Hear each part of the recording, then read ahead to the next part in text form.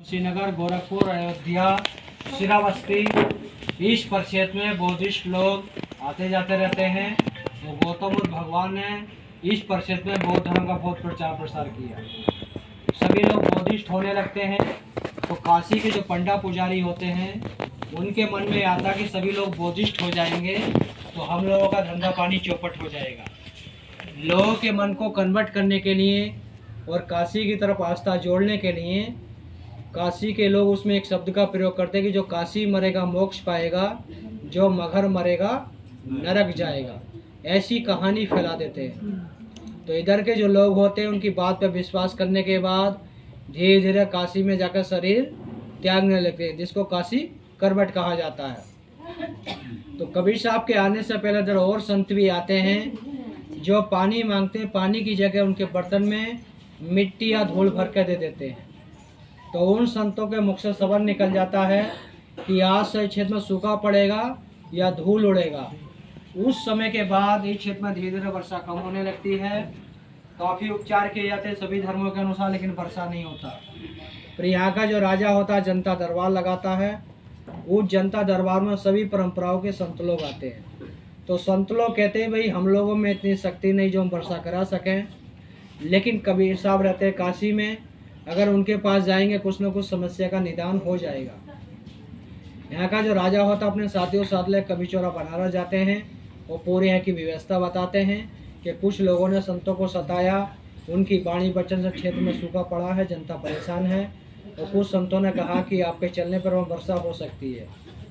तो कबीर साहब सोचते हैं अगर हमारे चलने पर वहाँ रहने पर वर्षा हो सकती है।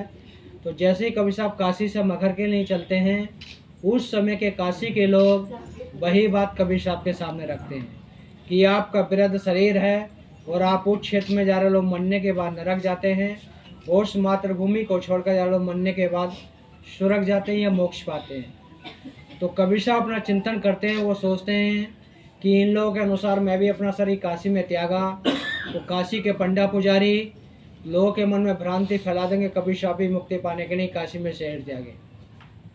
तो इन लोगों का समाज पे पाखंड का विस्तार और ज़्यादा हो जाएगा।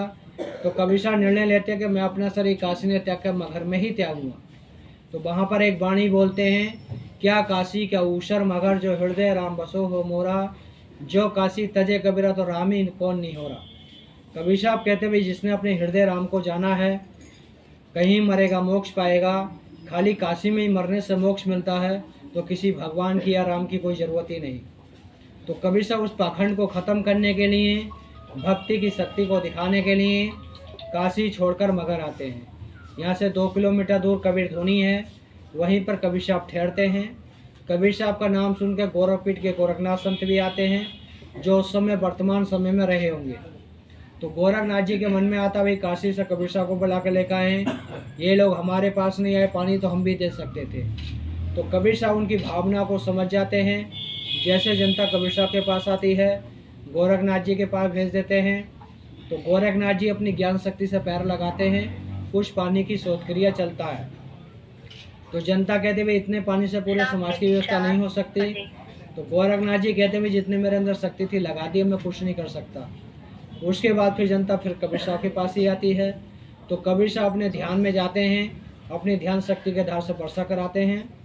इतना वर्षा होता है जो नदी नाले सूखे रहते हैं या अमी नदी सूखा रहता है उसमें भी पानी रीति चलने लगता है। उस समय के बाद इस क्षेत्र में वर्षा प्रारंभ हो जाता है। फिर वहाँ पर 5 संतों का मिलन होता है, कबीर साहब, नानक साहब, गोरखनाथ, केशवदास, संत रविदास। उसके बाद कबीर साहब यहाँ पर आते हैं। फिर अपना यहाँ ऊंचा टीला देख के झोपड़ी बना के रहने लगते हैं। संत जन भक्त जन उनसे मिलने के लिए, दर्शन करने के लिए आते जाते रहते हैं।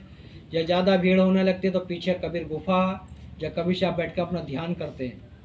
जब उनका जाने का समय होता है तो पूर्ण स्थिति बता देते हैं। जो ज्ञानी संत होते हैं या ज्ञानी भक्त होते हैं उनको अपनी ज्ञान शक्ति से पता चल जाता है किस दिन मेरा शरीर छूटेगा। तो कबीर साहब भी अपनी पूर्ण स्थिति बता देते हैं। तो उस स्थिति पर बनारस के राजा वीर सिंह वगैरह भी आते हैं, बिजली का पठान भी आते हैं और अन्य संतजन भक्तजन उपस्थित होते हैं।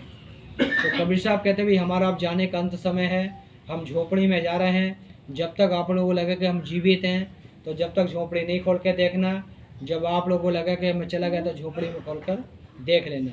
ऐसे ही होता कबीर साहब अंदर चले जाते हैं। झोपड़ी बाहर से बंद करा दिया जाता है।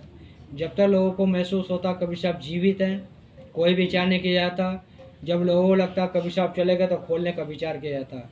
तो खोलने से पहले ही दोनों धर्मों में उनके देश संस्कार को लेकर विवाद खड़ा हो जाता है।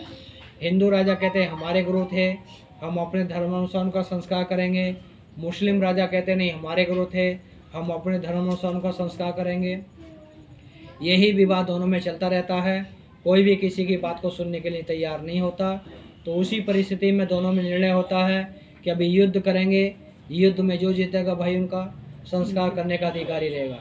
जब इतनी बात आती है तो दोनों समाज के राजा आमने सामने तलवार लेकर तैयार हो जाते हैं। तो उसी परिस्थिति में उस विवाद को ख़त्म करने के लिए आकाशवाणी होता, खोलो पर्दा है नहीं मुर्दा, युद्ध मिथ्या तुम कर डाली। जब आकाशवाणी होता है दोनों लोग विमर्श करते हैं, अब झगड़ा बात को करेंगे। पहले झोंपड़ी खोलते हैं, झोंपड़ी खोलते हैं तो उस जगह फूल और चादर मिलता है, शरीर नहीं। उसी से हिंदू राजा यहाँ पर समाधि मंदिर बना देते हैं और मुस्लिम राजा वहाँ पर मज़ार बनाते हैं। झगड़ा दोनों का समाप्त हो जाता है। मज़ार कहाँ पे?